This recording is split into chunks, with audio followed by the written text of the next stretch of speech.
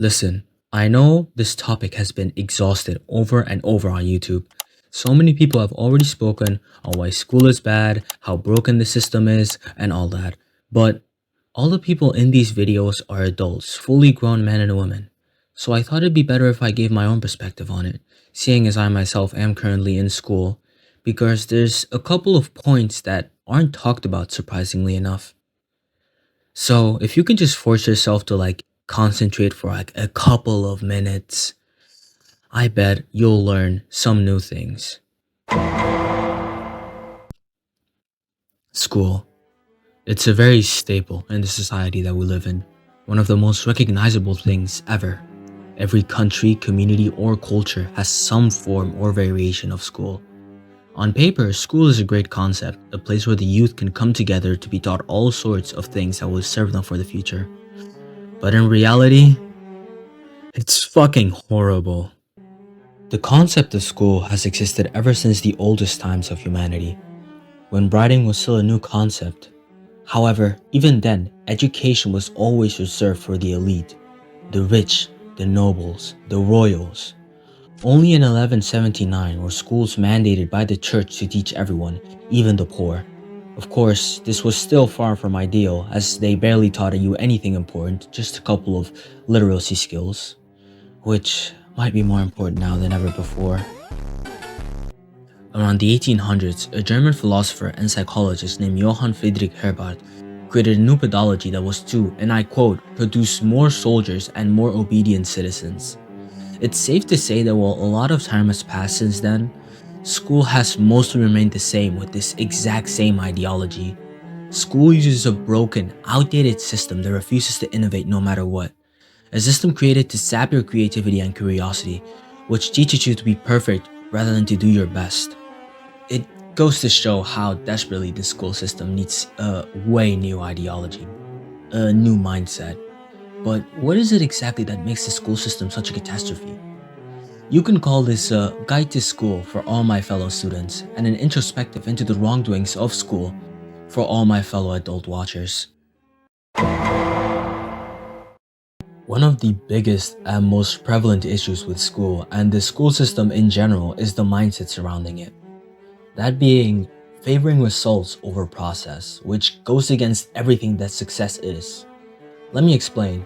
School doesn't care about how much you study for a test, how well you understand the subject, or how much you even care about it in general. You're not rewarded for your curiosity. Instead, school cares only about what grade you get. And this is heavily emphasized by the stigma associated with bad grades. Now, I'm not trying to justify laziness in any way, but when the system is already against the process of learning and only cares that you memorize what you're taught instead of understanding what you're taught, I can very easily see why so many students have bad grades. And how do most schools treat students with poor grades? They essentially look down on them. They're scolded more often, ignored, and sometimes even berated. How many times has your teacher told you that you'll never be anything without good grades, that you'll never have a future without good grades? School rejects failure, which is awful. Instead of teaching you how to learn from failure and to embrace failure, you're told to not make mistakes altogether. The reason why this is so bad is because success stems from failure. The most successful people on earth have made the most mistakes, have failed the most, and have learned the most from them.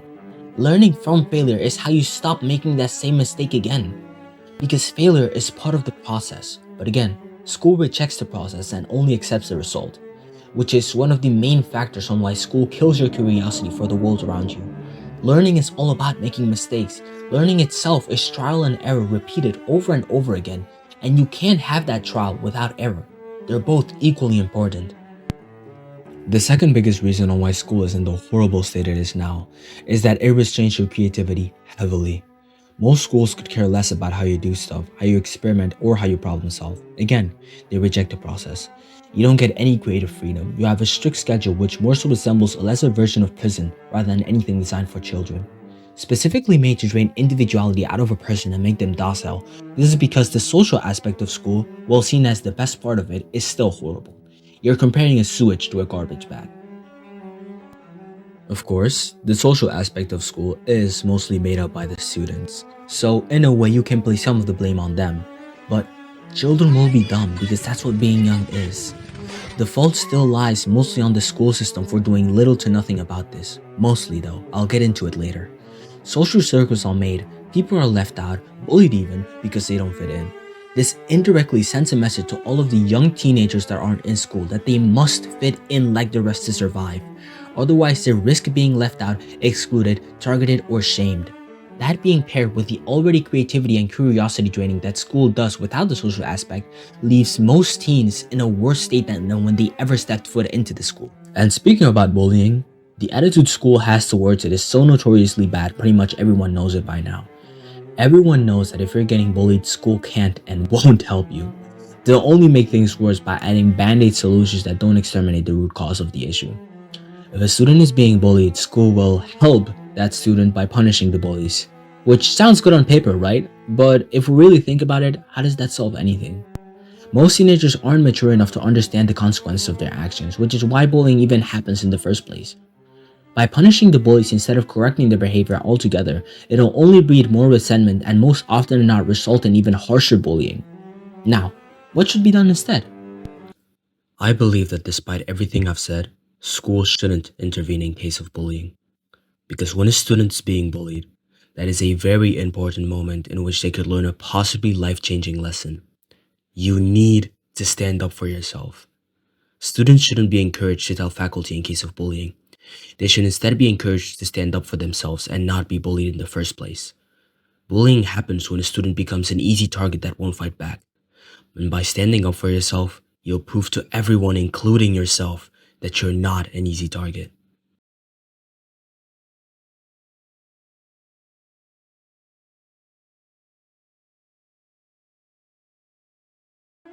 And you may ask, if school is so bad, then why is it that nothing has been done about this for the last decades?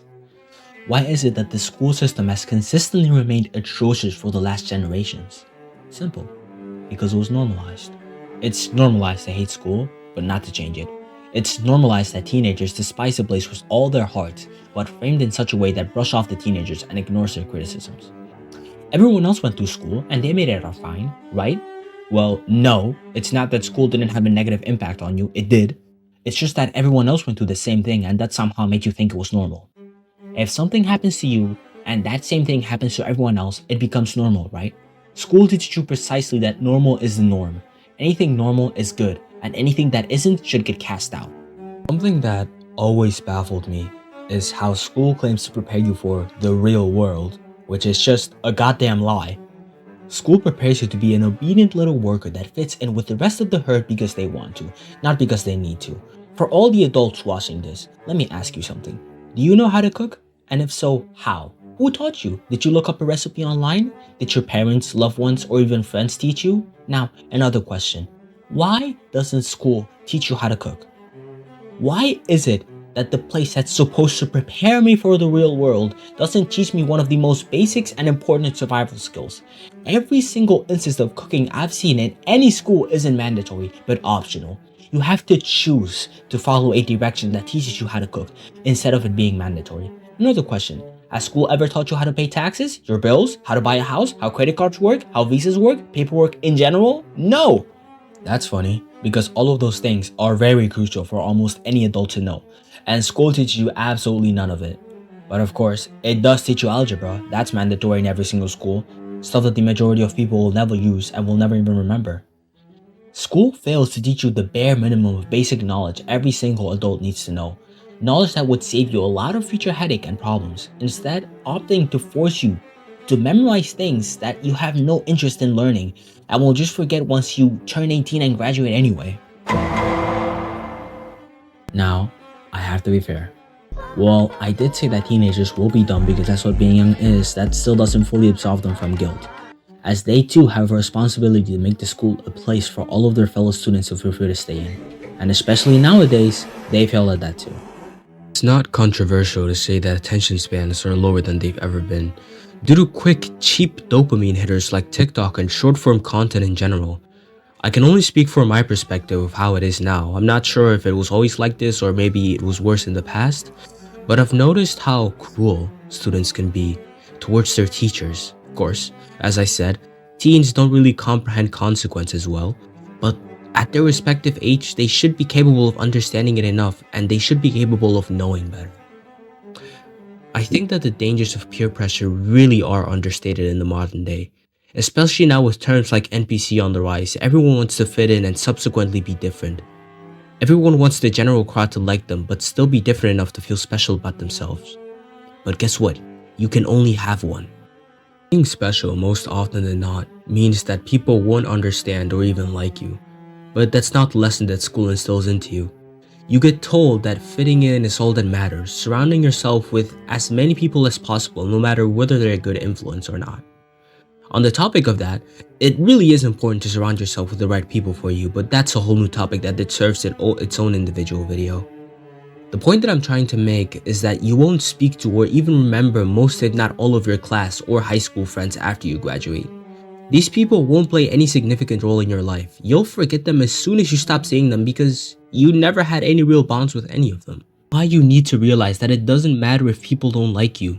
If they think badly about you, who cares? Will it matter 20, 10, even 5 years from now on?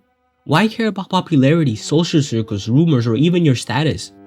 Will it help you be more charismatic in the future? Maybe, I guess. But to be honest, I'd much rather just focus on myself exclusively in school and think about charisma later on in life when I have so much more free time and much more access to populated areas. That's the real lesson you should have been taught. So much emphasis is placed on school and the media that it makes you forget just how small of a period it is in your life. So many TV shows, movies, even anime and books are about school life. Now that's mostly because the target audience is teenagers and that makes it more relatable to them, but still, school is temporary and much shorter than you actually think. Why do you think so many people fall off after graduating? They forget that reality is much more different at school, that in the real world, nobody cares about your school credentials, so they fall from grace. The worst fall-offs usually come from the popular kids for that same reason. They're so used to being in that spotlight and getting all that attention from other people that once they graduate, they're blindsided by the fact that nobody actually cares. Now that I've explained to you what's wrong with school, I'm going to try to give you my best possible guide to make the best out of this broken system. I still haven't finished school myself, but I believe I've analyzed it enough and experienced it enough to make an accurate guide on how to make the best out of the place. Of course, every school is different, but this applies for the general majority. Choose your grades. This might sound obvious, but you should be the one to pick your grades, not your parents, not your teachers, or your friends. If you want to be a straight A student that crushes every test, then go ahead and do that, but do it only because you want to. Make sure you pick a choice and stick to it. Remind yourself daily that you chose this, that it doesn't matter whether the grade you get is high or low. It matters that you're satisfied with it. If you want to have high or low grades, then do that. After all, it's a piece of paper with numbers on it. You shouldn't let that dictate who you are. You dictate your grades don't dictate you. Of course, this isn't an excuse to get lazy and just not to work. I'm telling you that you should make your own choices, not that you should be lazy. Think about the future. It's the perfect time to do so. This goes hand in hand with the first step. You don't need to have your entire life plan figured out by the time you exit high school. But it would be handy to at least have a vague ground plan on what interests you, what inspires you, what you like and what you don't like doing, whether you want to be big or average. It's great to be ambitious, but there's no shame in wanting an average life either. It's your life after all. Write all the aforementioned things down and think long and hard about what kind of jobs and aspirations fall in line with your interests. Always keep in mind though that once you grow older, your interests might change. That's fine too. Learn how to learn, and not just for school. Knowing how to actually learn something is a very useful skill that goes beyond school itself and can help you tremendously in your actual life. Of course, school doesn't exactly teach you how to do that effectively. At least the numerous schools I went to didn't. Here's a very simplified way to do it. You can screenshot it if you want, but of course, learning is a very vast subject that you should research yourself. What I showed you is just the basics. Just having those basics will help you on a very broad array of things though, whether that be on skills, subject, topics, and many other things. Realize that when you're studying on a particular subject in school, that you're also stimulating this skill and putting it to work. Reminding yourself about that might motivate you to study a bit more whenever you need it. Keep a tight circle. This is something that applies for all parts of life, but you should never have too many friends. Your standards for friendship should be extremely high. Too many people throw the term friend around easily without thinking about what it actually means to them. To me, a friend is someone I'll always be able to trust and rely on, even on my lowest moments, which does go both ways. A friend should be someone you have a deep connection to, someone who will tell you what you need to hear instead of what you want to hear. A loyal person that won't abandon you and that will fight for you. Needless to say that it'll probably be hard to find someone like that at your school, but there's always exceptions. You really only need one good friendship that'll last you an entire lifetime. Having too many friends and trusting too many people generally isn't a good idea. You risk getting to know fake people.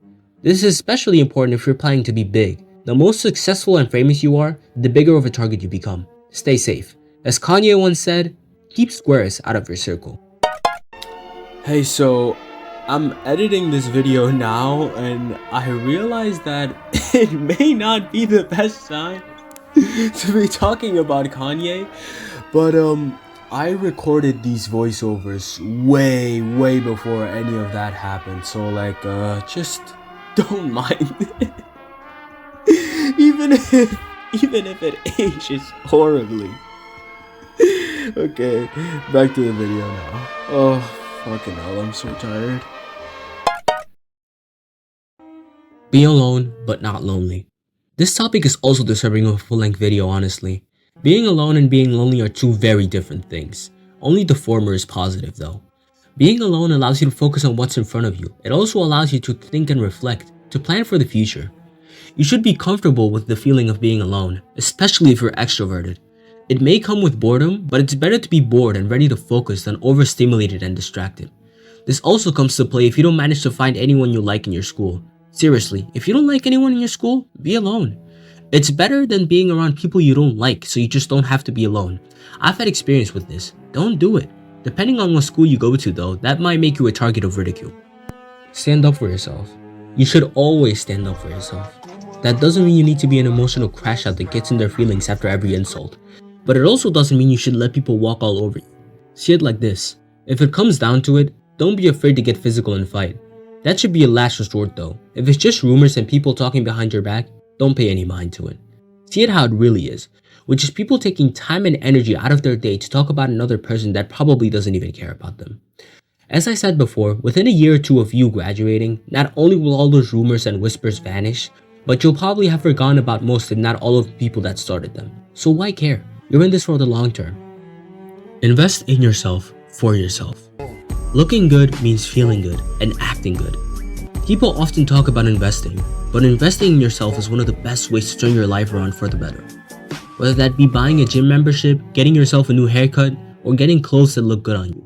Anything. Your appearance isn't the be-all end-all of your self-esteem, but it sure helps to be confident when you like your reflection in the mirror. Naturally, don't be stupid with your money, especially if you have no reliable way to get income. Investing in yourself doesn't always mean doing something for your appearance. It could be getting into a sport, learning a new skill, getting a hobby you actually enjoy. Things to look forward to after school to remind yourself that you actually have a life beyond school no matter how much they try to convince you otherwise. Keep your health a priority. You're probably very young if you're watching this video. And if you are, you probably have been taking your body for granted. You need to make sure you respect your body and you're grateful for it. I shouldn't have to tell you that things like smoking, vaping, and drinking are bad for you. You already know that. It doesn't matter if everyone else does it. Don't indulge in weakness just because everyone else does. That makes you no better than them. Sleep and nutrition is very important, especially in your teenage years, when your body is still growing and maturing. You already know that you need 8 hours of sleep. But about nutrition, I would recommend going at a calorie surplus where you eat at least 200 to 300 calories more than your maintenance. Basically, you need to be bulking during your teenage years, even if you end up a bit bigger. As long as you're relatively healthy with what you eat, you can always cut once you're older. But for now, eat more. This will give your body the nutrients you need to go big and strong. Stay self-aware. Self-awareness is a lot rarer than you might think, especially with teenagers. You need to be objective about your own actions. It helps to view yourself from a third perspective. What I mean by this is not look at yourself from your own perspective, but from that of a spectator. Imagine you're a character in a movie. Would the audience agree with your actions? Would they be happy for you? Would they root for you? Or would they hate you and resent you? If you're religious, this also works by imagining that God is constantly watching you at all times. Besides that, it's important that you don't take yourself too seriously at the end of the day. Don't let some joke or offhand comment affect your mood or ego. Remind yourself that at the end of the day, It really isn't that deep. Think critically in every situation. Don't be stupid and don't act on impulses. Have fun. This might be the most important step out of all of them. It doesn't matter how much you work, how much you make, or how much you do if you're not happy with yourself and your own life. You'll always be miserable no matter how successful you are, and nothing will fill that void. So remember, have fun in your own way. Reward yourself, go out with friends, visit someplace, watch that new show. Take a day off every once in a while. It does wonders. Resting is just as important as working, whether it be having a rest on Saturdays or having a few hours of free time every day. Remember to reward yourself for your own hard work and to enjoy yourself. You'll only be young once. This will be pretty much the only time you'll be able to actually fuck up. So make the most out of your teenage years in whatever way that means for you.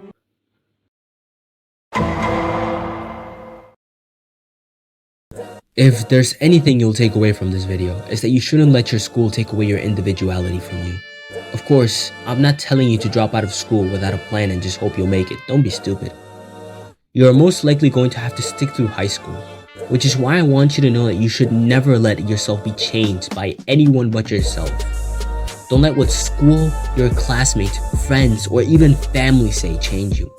It's your life after all. Do not let your path be led by others under any circumstance. Your freedom is the most important gift you have.